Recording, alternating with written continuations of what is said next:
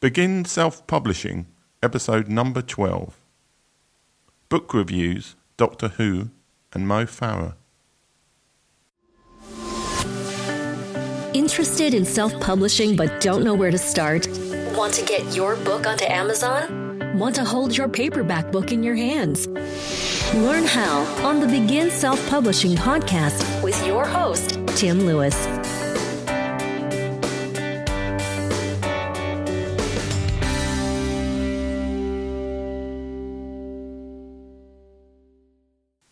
For a while I've been thinking about doing a show about book reviews. The only trouble is that I thought, well, there's probably not enough material to talk about book reviews for a whole show.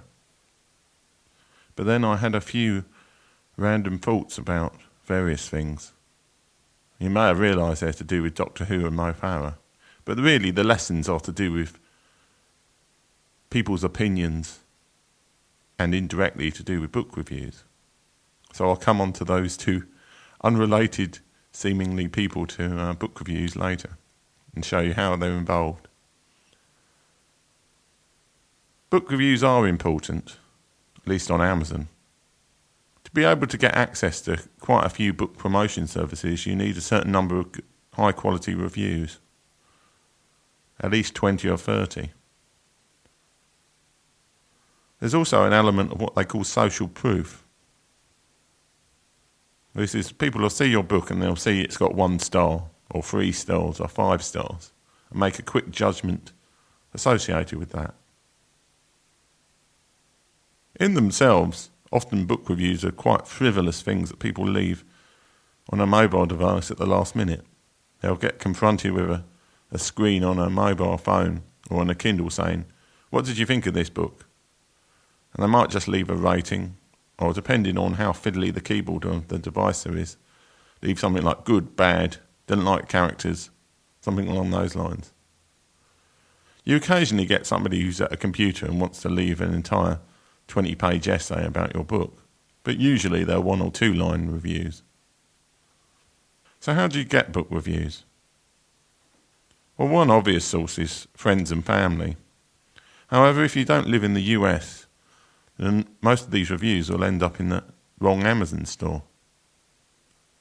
If you're based in the UK, then your reviews will be on the amazon.co.uk site for most people that you know, unless you know people in the US already. Most people base their opinion based on the reviews in the US store. In fact, if you go to most of the other stores, you'll see reviews from the US store as well as the store you're in. So, for example, on the amazon.co.uk site, you see the UK reviews and then you see the US reviews further down. The other great issue with families and friends is that Amazon has a policy of taking down a lot of reviews from people if it thinks they're from people you know well or close family. Also, a lot of them aren't necessarily what you would call the target audience for your book. If you write a book about, say, content marketing, then your friends and family aren't really the best people to leave reviews. They probably won't even finish reading your book. So for most people, this isn't really a reasonable source for people to write reviews for your books about. What most people rely on are 2 things: free giveaways of books, either via service, such as Story Cartel, or one of these other review services, where they give out free books in return for a fair review, or free giveaways to people you know from your email list. So if you've already released a book before and you've built up an email list of, say, 40 people, then giving away free copies of your book may not be a bad idea. Obviously, most people talk about email lists as a way of producing sales for your initial book launch. But if you don't get enough reviews, then it may be worth just giving out free books to these people and make them more sweet for the next release. And also get you some early reviews. It's important, certainly in the US Amazon store, to ask for an honest review. Don't ask for a 5-star review, because I think there's lots of regulations. And just from a general human point of view, you shouldn't be pressurising people to leave you good quality reviews. they honestly don't like your book, then ideally they wouldn't leave a review. But if they've got constructive comments to say, then you can't really deny them the opportunity to say that just because you're trying to bolster your figures. Another way to get reviews is to either use a tool such as one that I believe is provided by the Author Marketing Club service, which Jim Kukral runs. There are a few other pieces of software like this, which will go through the Amazon review charts, scanning through, looking for Amazon reviewers for similar genre books to yours. You can actually do this manually. If you go into the chart for your book and then look at the successful books, you can scan through manually through all the people who leave reviews. And then some of them will have email addresses or Twitter handles and things like that associated with their actual review profile on Amazon. If you then go and email them asking if they want to review your book, don't include a copy, of course, because you don't know what they're going to say. A few of these people may eventually say, yes, I'll review your book. This is, of course, leaving you open to getting bad reviews if the people don't like your book. But hopefully if you pick people from the similar kind of book to yours, then they will like your book as well. This is much more scalable than the other approaches. You're listening to the Begin Self-Publishing Podcast with Tim Lewis.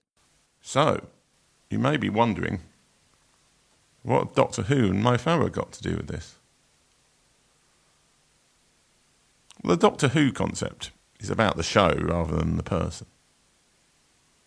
I'm a big fan of Doctor Who. Not necessarily every single Doctor Who character who's played the role. But I joined the Google Plus Doctor Who group. I think there's hundreds of them, so I joined one of them. And what shocked me, but in many ways intrigued me, was the fact that there is absolutely no consensus amongst Doctor Who fans as to which the best Doctor Who is, which of the best episodes are. As we went through the last series of Doctor Who, it amazed me that for every show there were massively different opinions as to whether the show was good or bad, whether people enjoyed it, thought it was the best show ever. And similarly, if you go back to the previous Doctors, everybody's looking at a different Doctor being their best Doctor, or the one they liked. What surprised me and intrigued me is just how variable people's opinions are. And this is one of the things that the internet has made much clearer. We're moving away from a consensus society where everybody coalesces about a few things that they agree with, to where people are much more free to say that they don't like things, or they do like things. And I think it's probably always been the case that people have had very different opinions about everything. But it has intrigued me, just following that, to see just how different people's views are on particular issues. We have to really get away from this idea of thinking there's good or bad books in terms of the actual style of a book.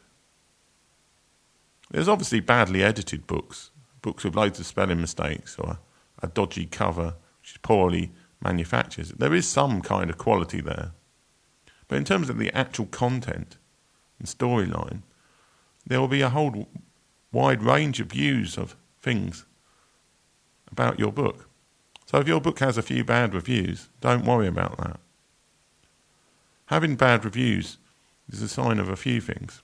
One, the actual quality of the execution of your book is bad. So for example, if you've got a big black splodge on the cover because you dropped some coffee over it while you were taking a photograph of something. Something along those lines will get you bad reviews because it's an execution problem. But if you write a fantastic character-driven novel with really intense characters, but it happens that loads of people who are looking for a fast-moving, plot-driven book read your book and leave you a bad review, then that's nothing really to worry about. There is an argument for saying that a whole series of bad reviews is as much a failure of marketing as it is a failure of execution.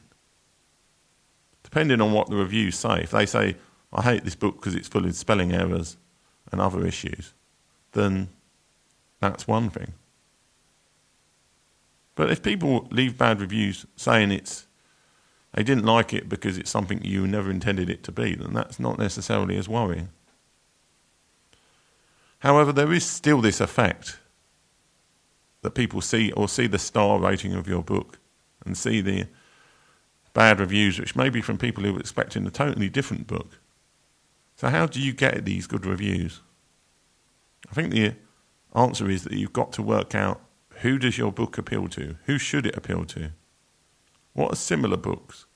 Then focus your efforts on marketing and asking for reviews of people who would like your book because it's similar to something they already like. So, for example, if you're writing a time travel book, then trying to market it to Doctor Who fans, despite all their massive variants, is much better than for people who like 50 Shades of Grey. If you use a scattergun approach of willy-nilly offering your book all over the place, which you do if you set your book free, as I've discovered on Amazon, then you will get every Tom, Dick and Harry who likes anything, who thinks, oh, this is free, I'm going to read it, and then they may leave a bad review. You'd like to think that there's a certain element of people getting something free and being happy about it, but that doesn't seem to really work in terms of reviews. Often the people who like a book won't say anything, and the people who don't will say it vehemently that they don't like it. So beyond the obvious execution of making sure you've got a decent looking cover and that it's well edited, your book, at least in terms of grammar and story construction, an awful lot of the reviews you'll receive will be ranked by how well you target your book towards people who might like it.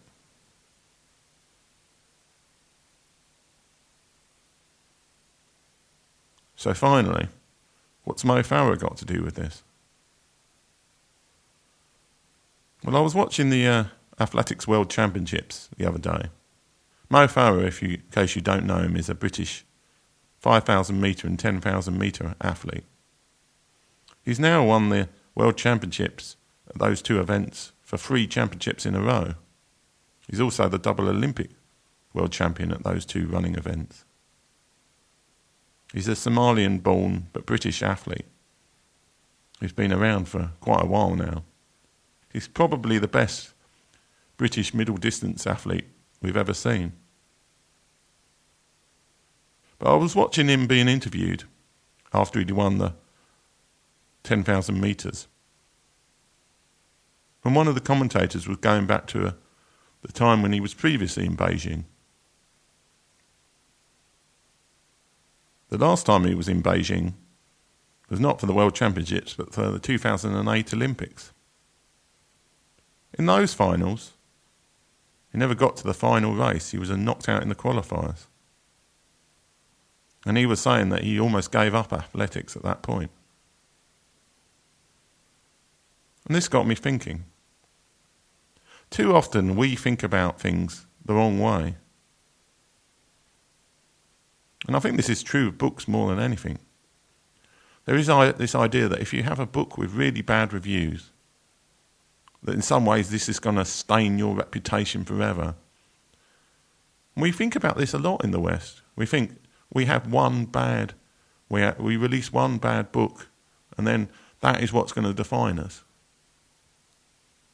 But nobody talks about Mo Farah as being the athlete that didn't reach qualifying rounds at the 2008 Olympics. They talk about him as the multiple champion since. The triple world champion at 2 events. Double Olympic champion. They don't talk about him for his failures. But for some reason, so many of us think that if we have a bad book, then in some ways that will stim our reputation and forever we'll be known for that bad book. But really, things don't work like that. If you have a fantastic release later down the line, which everybody applauds, and you market it well and it gets good reviews, nobody's going to remember the bad books.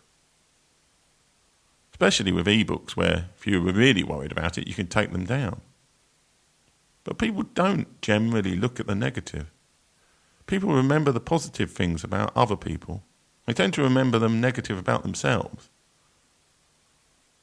It may be that Mo Farah occasionally thinks, oh, I really wish I'd won it 2008. Chances are he doesn't.